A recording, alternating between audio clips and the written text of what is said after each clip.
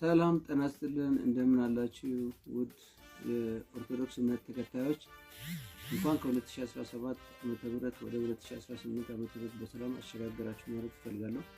ከዚህ በመቀጠል አንድ የሰራዊት አባል የሆነ ቀይ ቦኔት ያደረገ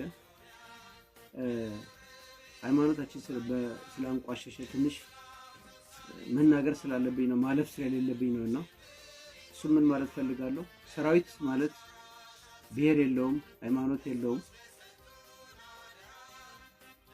የተለየ ፖለቲካ ማራመድ አይችልም። አንድና አንድ የተሰለፈበትን አረንጓዴ ቢጫ ቀይ ባንዲራውን ብቻ ኢትዮጵያዊነቱን ነው ማራመድ ያለበት። ከዚህ ውጭ ግን የሰውን ሃይማኖት እያንቋሸሸ እንደፈለገ የተጸዳዳ ይቅርታ የሚጠይቅበት ምክንያት የለም።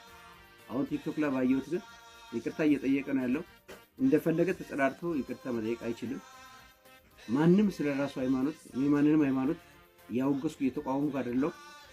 ሃይማኖታችንን ስለነካ ትንሽ ስለተሰማኝ ነው። አልነካነውም፣ ለምን ይነካናል በሚል ትንሽ ስሜቱ ስላለኝ ነው። ማንም ለራሱ ልክ ነው፣ በሚያምነው ሃይማኖት ልክ ትክክል ነው ባይነኝ። ስለዚህ ግን እንደፈለገ ያውም ትክክለኛ አማርኛ በማይናገርበት ፈንጂ የረገጥክ ነው እያለ ፈንጂ የሚለውን እንኳን በአግባቡ መጥራት የማይችል እኛ ለመጸዳዳት በሃይማኖታችን ላይ መጸዳዳት አይችልም። መጠንቀቅ መቻል አለበት ባይነኝ። የሚመለከተው ከሻለቃ አመራር እስከ ኮሎኔል እስከ ጀነራል ያለው ግን ይሄን ሰራዊት ከሰራዊት አባል መወገድ አለበት፣ በህግ መጠየቅ አለበት ባይነኝ። ሃይማኖት ስለሚያራምድ ሰራዊት ሃይማኖት አያራምድም። አንድና አንድ ለኢትዮጵያ ህዝብ ነው የቆመው።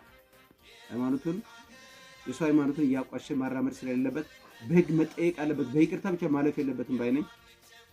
አመሰግናለሁ።